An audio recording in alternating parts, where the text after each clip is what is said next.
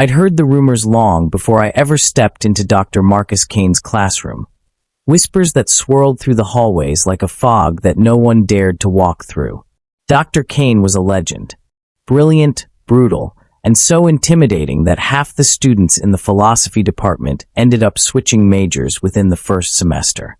He didn't just teach ethics, he embodied them. And from what I gathered, he could tear you apart with a single question, leaving your soul exposed and defenseless. But they didn't mention his voice, or his eyes, or the way he made you feel like the center of the universe when he looked directly at you, and like nothing when he looked away. The first day of class, I took my seat in the back, like I always did. I'd already decided that this was just another lecture to endure, another course that would get me one step closer to graduation. But the moment he walked in, everything changed. Dr. Kane was tall, imposing even. He wore a black turtleneck and dark-rimmed glasses, a combination that should have looked ridiculous on anyone else. But on him, it was like he was wearing armor. Every step he took seemed calculated, measured, like he was the one in charge of the room. Not just as the professor, but as a presence that you couldn't ignore. He didn't waste time. The second he reached the front of the class, he looked around at us, his gaze sharp and steady, like he was scanning our very souls. When his voice finally broke the silence, it sent a chill through me.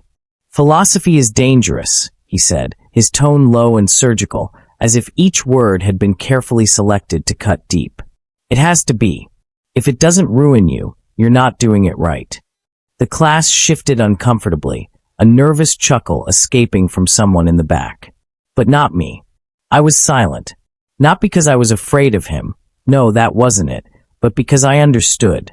It wasn't just philosophy that ruined you.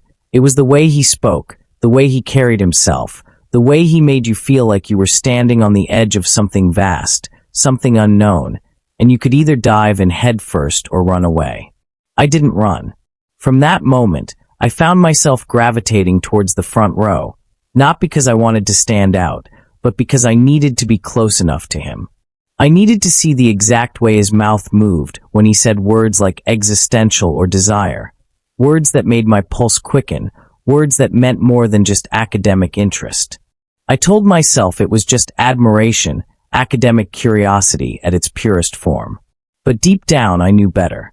It didn't take long before I realized the truth. I didn't just want to understand his theories, his ideas.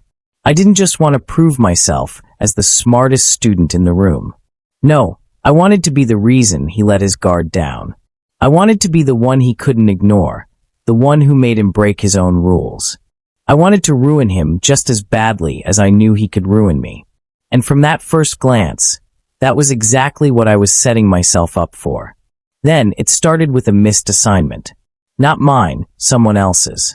A chaotic week, a shuffle of office hours, and somehow I was the only one who showed up to Dr. Kane's tiny, dimly lit office that Thursday evening. "You're early," he said, not looking up. "You're always early," I replied before I could stop myself. He raised an eyebrow, finally meeting my gaze. "Observant." I shrugged. "It's hard not to notice you." A silence stretched between us. Not awkward. Not yet. Just waiting. He gestured for me to sit. "What are you struggling with?" "Everything." "Nietzsche," I said. "His contradictions, mostly." He chuckled. "Good. That means you're reading him correctly." As the session went on, I stopped noticing the books on the walls, or the time ticking by. All I could think about was how close he was sitting, how our knees nearly brushed, how he smelled like ink and something darker, like winter and secrets. At one point, he leaned in to show me a note he'd written in the margin of my paper. His hand covered mine, just for a second, just long enough to light a match inside me. He didn't move away. Neither did I. "I'm not sure this is entirely appropriate," he said, voice rough, eyes pinned to mine. "I'm not sure I care," I whispered. And in that moment, I think we both knew we'd already crossed the line. Honestly, I didn't plan to kiss him. But obsession doesn't wait for permission. It builds. It coils. And then it explodes. We were in his office again, 2 weeks after that first touch. I was pacing, arguing some point about Sartre, and he was leaning against his desk, arms folded, eyes dark. "You're not afraid of me," he said suddenly. I stopped mid-sentence. "Should I be?" He took a step forward. "Everyone else is." "I'm not everyone else." "No," he said, voice low. "You're not." And then he kissed me. No warning. No pretense. It was fire and silence, and everything I didn't know I needed. His mouth was firm, hungry, demanding, like he'd been starving for me. And I kissed him back with everything I had. We broke every rule. He kissed me like I was salvation. I touched him like he was mine. When he finally pulled away, his forehead rested against mine. "This can't happen again," he said, his breath hot against my cheek. But I could already feel the lie in his mouth. It would happen again. It already had. He tried to end it. He stopped inviting me to his office. Gave me perfect marks with cold detachment. Avoided eye contact during lectures. He even changed his route across campus. But it didn't matter. Because when you become someone's obsession, silence just becomes another form of intimacy. One night, after a storm, I found him standing outside the lecture hall, soaked, staring at nothing. "You shouldn't be here," he said, eyes tired, voice raw. "Neither should you." He laughed just once, bitter and soft. "You don't get it, Elliot. You make me want to break things. Rules. Vows. Myself." "Then break them," I said. "I already have." And then he kissed me again, this time harder, like he wanted to erase all the distance he'd tried to put between us. We ended up in his apartment that night. We didn't speak much. We didn't have to. Our bodies said everything. He touched me like I was a philosophy he didn't understand.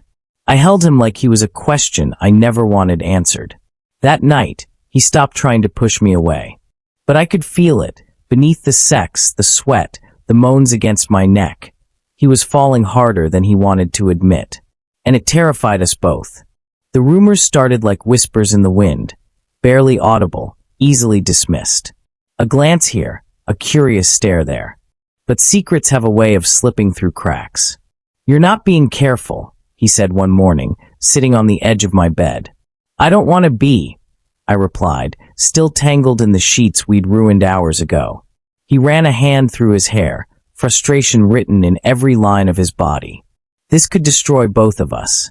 "Then let it," I whispered. "If this is destruction, I'd rather burn than feel nothing."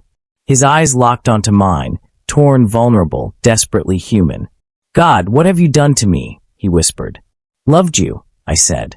"Maybe too much." And in that moment, everything else, his career, my future, the noise of the world, fell away. We chose each other. Not because it was safe, but because it was the only truth we had left.